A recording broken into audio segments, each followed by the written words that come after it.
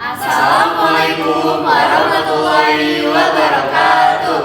Kami dari kelompok F. Halo, saya Ruli. Saya Tania Widiamuti. Saya Nesya Sabila. Saya Mutiaris Kanadia. Saya Rasya Riki Cahyadi. Kami akan mempresentasikan materi yang berjudul Diversifikasi tanaman pangan lokal.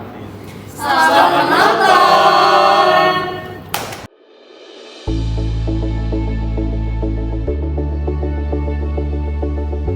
Yang pertama, ada pengertian dari tanaman pangan.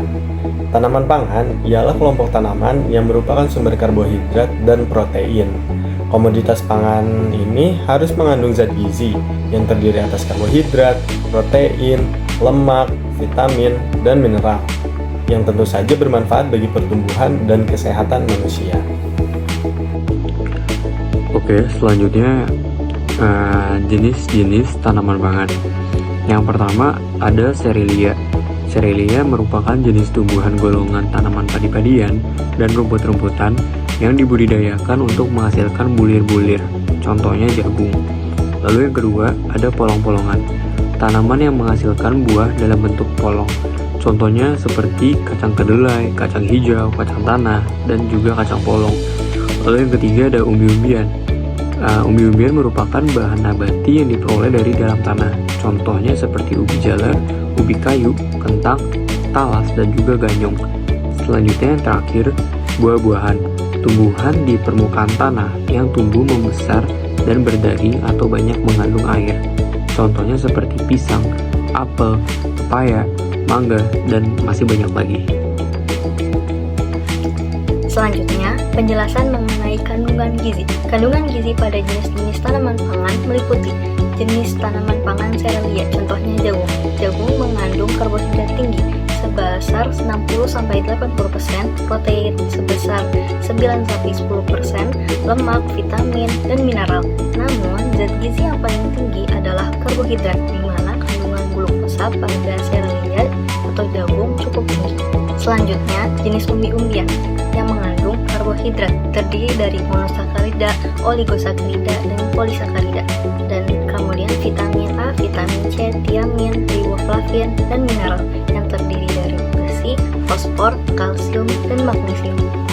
Selanjutnya, kandungan gizi pada jenis polong-polongan, contohnya kacang hijau. Kandungan yang terdapat dalam kacang hijau meliputi energi, protein, lemak, karbohidrat, dan zat besi. Dan kandungan gizi pada jenis tanaman pangan yang terakhir adalah jenis buah-buahan. Contohnya buah pisang. Buah pisang mengandung karbohidrat, vitamin B6, vitamin C, potasium, serat, dan magnesium. Selanjutnya adalah potensi ekonomi. Yang pertama ada Cerealia. Contoh dari Cerealia adalah jagung dan sorghum. Nah, jagung dan sorghum ini tuh dapat menggantikan gandum impor, mendukung ketahanan pangan, dan meningkatkan nilai ekonomi. Lalu yang kedua ada polong-polongan. Contoh dari polong-polongan itu ada kedelai, kacang tanah, kacang hijau yang berpotensi untuk mengurangi impor protein nabati jika produksi lokal ditingkatkan. Lalu yang ketiga ada umbi-umbian.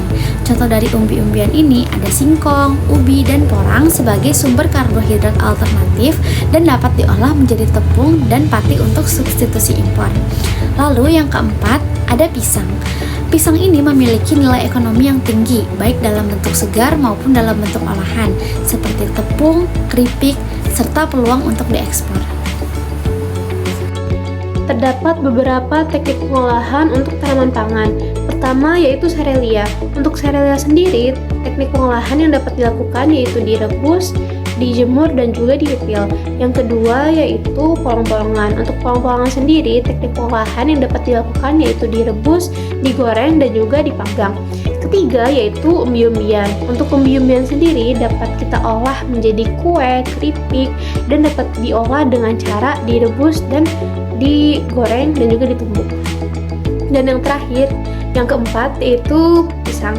Pisang dapat kita olah menjadi minuman, kue, keripik, dan dapat diolah dengan cara direbus serta digoreng. Yang terakhir yaitu kesimpulan, tanaman pangan memiliki banyak sekali manfaat untuk manusia, mulai dari menjadi sumber karbohidrat dan juga menjadi sumber protein.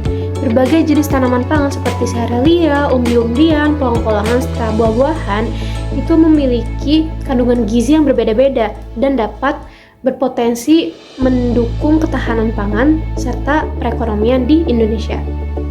Pengolahan tanaman pangan sendiri itu sangat bervariasi, mulai dari direbus, digoreng, hingga diolah menjadi produk olahan seperti tepung dan juga keripik yang dapat mendukung nilai jualnya.